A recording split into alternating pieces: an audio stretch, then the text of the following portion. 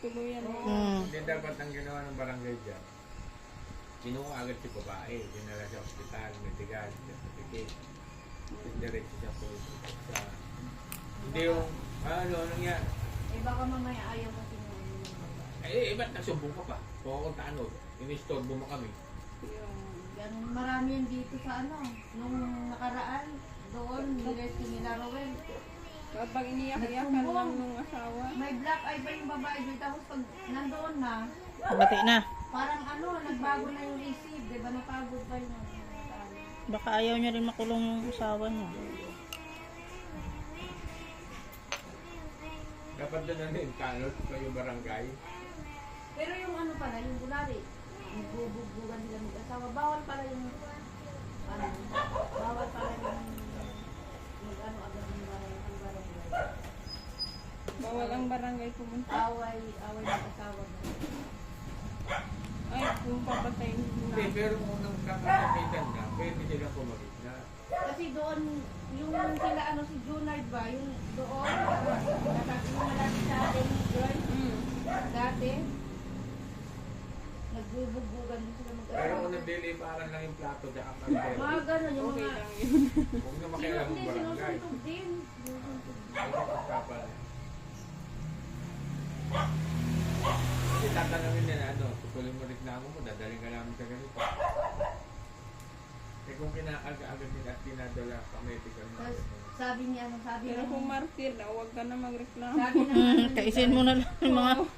sabi ng nipag niya, tulungan ko. Sabi niya, ate, tulungan mo naman ako, si kuya nagwawala. Sabi ko, ayoko nga, may baril yung kuya mo eh. Mamaya, Kaya mo dun. sabi niya, hindi, tropa mo lang. Tropa ko nga eh, mamaya, sila ulo yan eh. Walang kilala yun pag may Oo, ginagawa. pagka ganun, alam mo naman pagka ang tao na yun. Ang daw, pag tutulong ka, itya mo ng granada agad. Sa movie. Bibigyan ko ng ano, kumari, gusto niya ng patay ng asawa, bibigyan ko pa siya ng, diba gusto niya kutsilyo, ano, Kali lang. martilyo, para isa na lang. Para isahan na lang yung tulong niya. ganito. Ginagawa ka ng punching bag, sige ka pa rin. Sa Davao, iba sistema rin. Pag naman nasumbong ka sa barangay, may kasama na agad po. Yun ang maganda. Pero yung ano ngayon, bawal na sa lalagay ng lamesa dyan, hindi mo yan. Doon na ngayon, no, Joy? Bawal na. Saan dito? Bawal sa buong Cavite. Ay, dito open. Pati ang tent, kasama ang tent, sarado pa eh. Hindi na ngayon. Pwede na ireklamo niya sa pulis. Kaya nilagyan ng mga poste-poste dyan ng ano, yung mga parang bahay-bahay. Okay lang kung sa loob daw ng bahay. Oo, sa loob ng bahay. Lagi ito, okay lang. Pero pag Pero dyan, yung sa mag-upo ka pa ng ano, ng kalsada. Hindi na. Ano ba yun? Bawal siguro yung pag sa labas, pero pag dito sa loob na dito. Sa labas, bawal. Pero dito sa loob. Ibig sabihin itong loob ng Wellington, hindi bawal. Walang bawal dito. Malalaman natin itong ano, kasi nag-uumpisa na daw sabi sa barangay. Implement pa lang, bago. Kasi nung umating kami nandiyan si John Dick, sinabi na. Eh di unang madadampot pala dyan, nung nasa 46th Street, yung pag ganito. maraming tambay dyan. Ah. Pag Sabado, sarado yan. Hindi ka makadaan kahit tao. Ah. Maraming tambay doon. Kaya pala yung ano, yung maliit ng lalaki. Yung, di ba pag ano, sa kanan,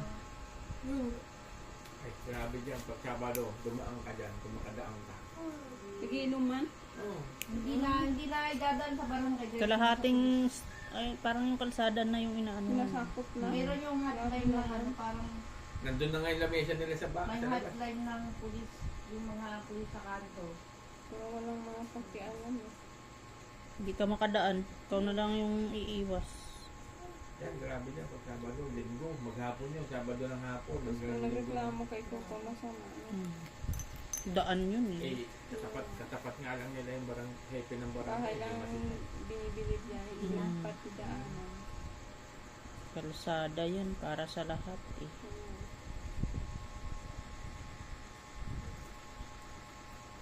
Doon sa atin, maingay lang doon. Si ano naman eh. Yung kaibigan na. Yung nakakulong na ngayon. Saan kayo, anong block kayo? 48. Number 48. Hindi mo alam pa, hinahatid mo ako dun. Dito sa ano. Sinushortcutan natin kay Ella. Sunod na kanto. Ayun na? Sinushortcutan natin sa... May tindahan po. 48th Street? Opo. Ay, corner na may tindahan. Doon lang kami. Yun, street nila yun.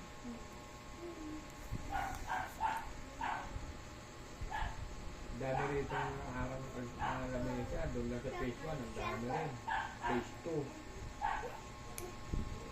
Phase 3 lang walang ano eh, maluwag ang kalsada kahit maluwag na Aliyah. Sandra. Alinis. Walang ano. Ngayon, hindi na sila pwede gano'n. Kaya mayroon ng mga, ano dyan, mga pulis sa kanto-kanto. Lalo na dito sa may ano yung 25, 23, 24, 25. Naku. Yan, malimit dyan. Minsan nga, hindi makakadaan dyan kahit motor eh. Oo. Pag igot ko pala, ay, igot ka sa kabila.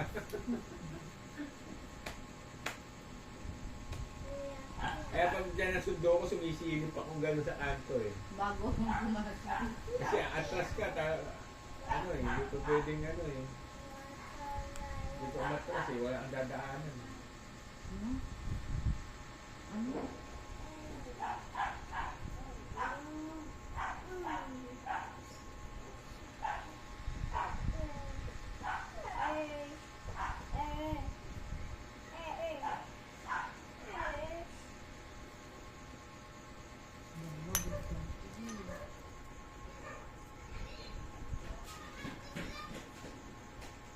Baka itong Wellington maging squatter.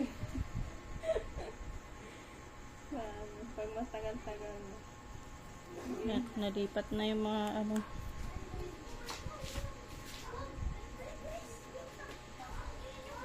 Mga bata na to, kahit pa ako magmulay.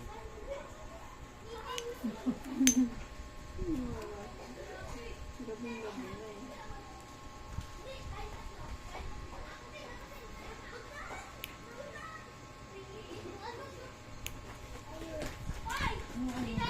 Tapos na bang pesta ng Wellington? Kailan? May pesta ba? 20... Meeting de avance yun, di pesta yun. Ah, hindi ba yun? Nung 20 yan ba yun? Nakita ko kasi nakadikit 25 sa yata kaya yun. naka-tarpaulin. Tingnan mo yung mukha, mga kandidato. Ay, ako pesta. Yun ang lalaban ng next year sa mayor sa councilor. Ba't may Pero mga ang fiesta talaga liga-liga? ng cruises, October 28. Ba't may mga liga? Para magpasta. Ay, ganun ba yun? Kala ko ano. Ikaw organizer, Pwede mo kami ang team. Ah, Magbabayad kami sa iyo ng quota eh. okay. Tapos pwede Pala. ka mag-solicit. Nasolicit nga sila. Tapos yung trophy mo, susulisit mo sa mga kandidatong politiko. Yung mga trophy. Di, kanino mapunta yung pera? Di dito. Kikita pa. Ganun lang. Kumikita ang organizer ng liga. Saan yun? Basta gumawa ka ng event, kikita ka. Alam nga naman magpakapagod ka na hindi ka kikita. Tapos hindi ka. Kahit nga lang nagtitinda ka lang ng tuyo eh, kikita ka eh. Yung pa kayang ano. Kaya nga pinagkakaperahan nila pagka ano, araw ng eleksyon, yung mga liga-liga na ganyan.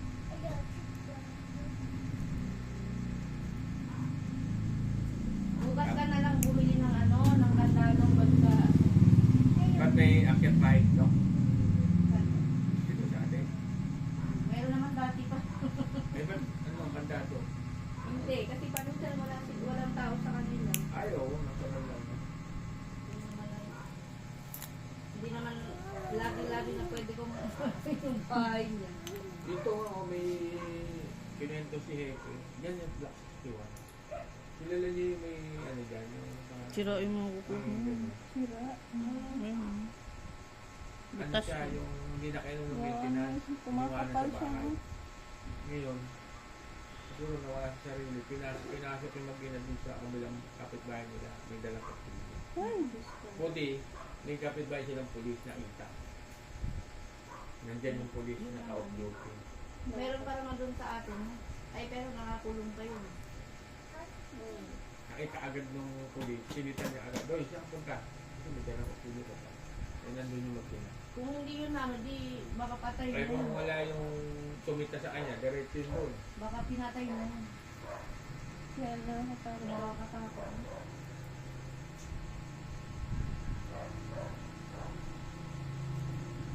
Iniiwanan daw yun eh, walang mahit.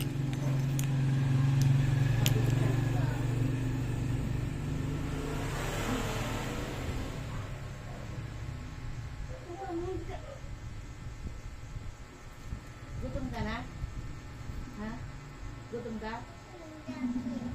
Ha? Kaya minsan nagugulat sa akin yung mga client ito eh. Pag bumapasok bigla. Ano gagawin nyo? Papalinis ang kuko? Sabi nito, tinatakot mo naman. Baka mamaya kung anong gusto nilang gawin Mas dito. okay na rin yung advance ka mag-isip kaysa nasa huli yung Eh mamaya pag titigan akong gano'n, eh pala. iba na yung plano.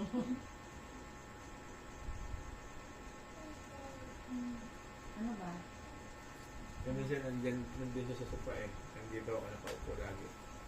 Minsan nandyan. Pag nagtanong siya, si ate yung papalinis siya. Pero pag hindi nagsasalita, muna.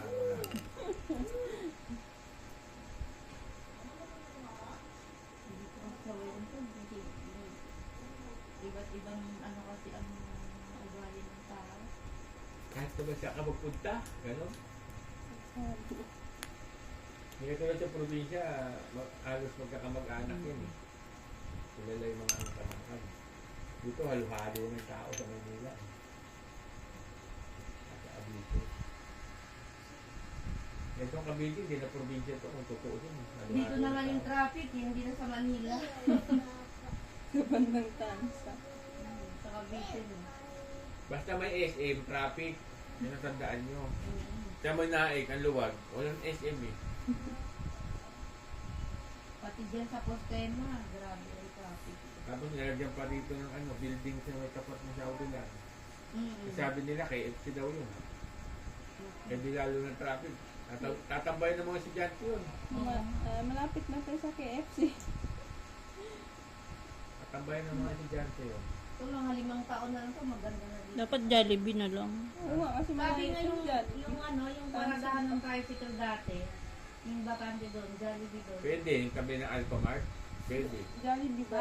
Sabi nila, At tabihan ng Jollibee yan, basta may KFC. Hindi mo. Kaya McDo.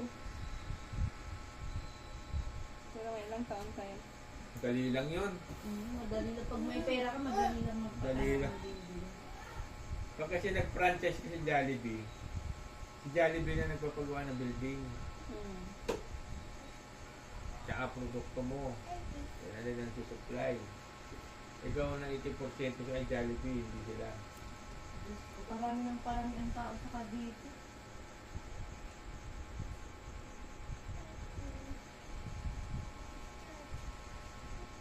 Dito nga ang madalas bumano malugang ko. Sa paradahan kasi. Kanya nga, labas mo, gentry na agad. Hindi kami tumadaan dito sa Bihira. Paggabi, yan. Yung dumaan. Pagka saan niya nakaduman ang labas mo, nasa Robinson. Oo, Robinson na agad. Sabi sa bungan. Yan sa bagong kalsada? Oo, dito. Pero Diyan minsan ka na pa- dumadaan ni Leslie pagka... Tahero na labas mo dito. Ito ka dumaan. marami din mga mga kinita. Hindi pa traffic na. Hindi. Hindi traffic. Marami din mga lusutan. Malalaking kalsada ngayon dyan.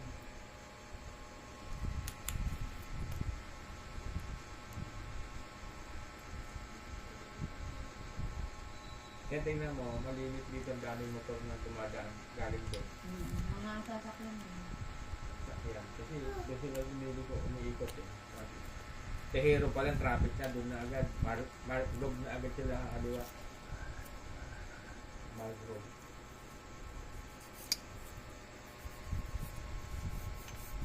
Maganda na rin yun, maraming alternative. Punta na, bukas pa yung kalat, mas maganda. Meron pa dito sa atin yung kabate. Hindi pa lang natapos. Ito, yung kasada natin ito, ano, labas mo dyan alabang. Pag na-diretso yan. Sana nga, itutulungan mo yung ano, salad ko mo. Kaso ang problema, baka ilipat yung gate ng Wellington. Alanganin kasi. Saan naman nila ilagay? Handa rito. Alanganin yun, yung palikong pa ganon. Alanganin yun. Oo. Kaya maraming na dito. Ay, oo, kasi kapag may Pag naging mga, ano na yan, yung bising kalsada na, kapag may mga jeep na dyan dumadaan. kakawawa ang gwardiya niya, baka tumbukin. Siyempre kasi ikaw driver, bira ang dumaan. Alam diretso eh. Oo. Palabas ka sa autolan. Yung pala paliko, dire-diretso. Ano sabihin? Sabi ko, pwede naman i-diretso. Bakit pinag-ikupan nila na gano'n? Pwede naman yung gano'n i-diretso. Kasi di ba naglinis kami dyan, yung labas. Kasi kung ang plano kasi talaga dito, may isang gate dito eh. Kaya meron sana dyan na mga unit na Tapos, tatamaan. dito phase 5 pa yan, hindi na lang natuloy. Liwanagan na ano Pati eh. sana doon nga, may karutong pa yun ng Wellington, hindi yun natuloy. Pinasukan na agad ng HOA eh. Ang bato. Ganyan yung sinasabi. Kaya may dami namamatay na nakamotor dyan, tumatama doon sa ano, dati. Kaya nga sabi ko nga, pwede naman nila i-diretso. Bakit niliko pa nila ng gano'n? Ang utak talaga ng gumagawa ng kalsada, no? Eh, ikaw, may-ari ka ng lupa. Pakakain mo yung lupa mo, di ba hindi? Sa magandang presyo. Eh, hindi naman pwede mataas ang presyo nila kasi gobyerno yung bumibili nila.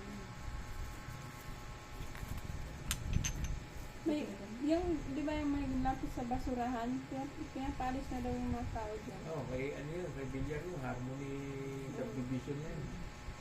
Kasi pinapasaya na. Malapit, mga isang taon na lang daw. Pinapapirma na nga daw sila ng mga ano. Ang magiging problema natin dito, kung ginawa yan, alikabok. Saka yung mga ahas dyan sa dito. Oo, bulabog eh. Mga insekto na. Nakakawa sila, no? Bakit? Kung saan sila nakatira. Yung mga Bakit sila ahas. nakakaawa na kinabang naman Hmm. sa lupa ng tao? Bakit Ilang taon na silang nakakaawa pa? libre. Tapos na merwisyo pa, nang uulit. Pasalamat na lang sila. Makatira ka ng mga 2 taon, 5 taon yun, malaking bagay na yun. Ang problema lang nila, hindi sila nag-ipon. Dapat nag-ipon sila pambili Ang man. tagal na yan. Siguro, Joy, alam mo, wala pa ang Wellington nandiyan yan. Oo. Ano ba yun? Yan ang sinasabi ng mga professional squatter. Kaya nga nabubuisit ako yung mga tao yung nakinabang na sila dun sa lupa ng may lupa. Tapos magalit Aba. sila pag Sila ba ni Banding? no? Tatapang pa. Galit pa pag pinaalis. Nakapanangka eh. Libre na sila ng ilang taon sa kaysa tirahan nila. nangupahan sila ng ilang taon, no? Dapat nag-ipon sila na nag-ipon. Dito na nga kami lumaki, dito na nga. Ginawa na nga namin, bakit inutusan ba ng may-ari gawin mo yung bahay na gano'n? Tado mag-isip eh. Dito na nga lumaki yung mga anak namin. Hindi na nagkaasawa. Kaya dito na kami nagkaapo, pag punyeta ka, hindi ka nga.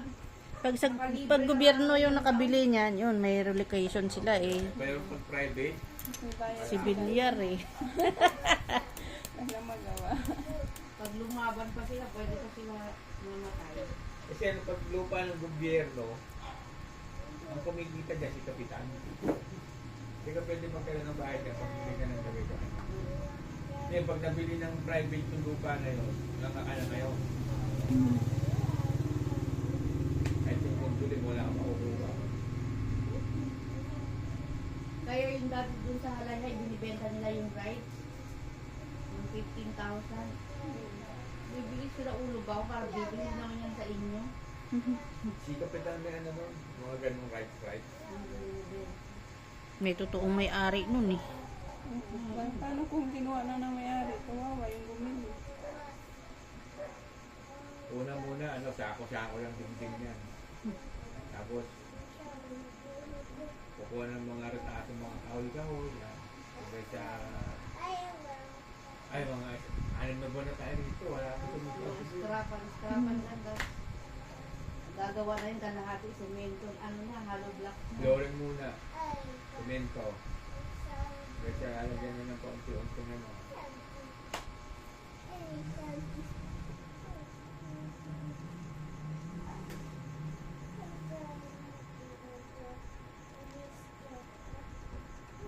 Eh, Smoky Mountain, gano'n na nangyari. Unang-una, barong-barong, tsaka sa payatas.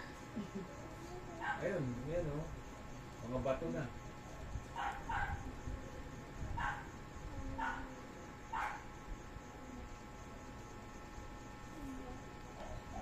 Wow. Gutom na to, no? Hindi may oras Kasi lang. dumedetong kanya yung Lobat eh. Nalobat na. Ang hihina na yan. Ang kukwento.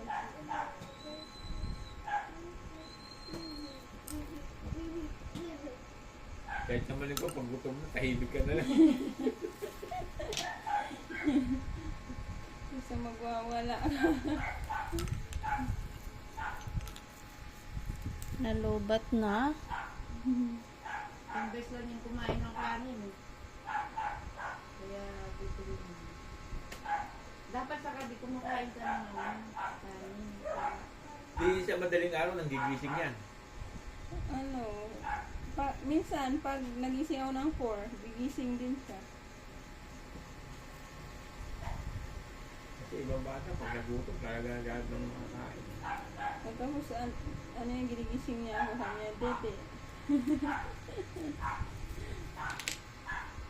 Ako kasi pag matagal ang tulog niya, ginigising ko, binibigyan ko ni Dede.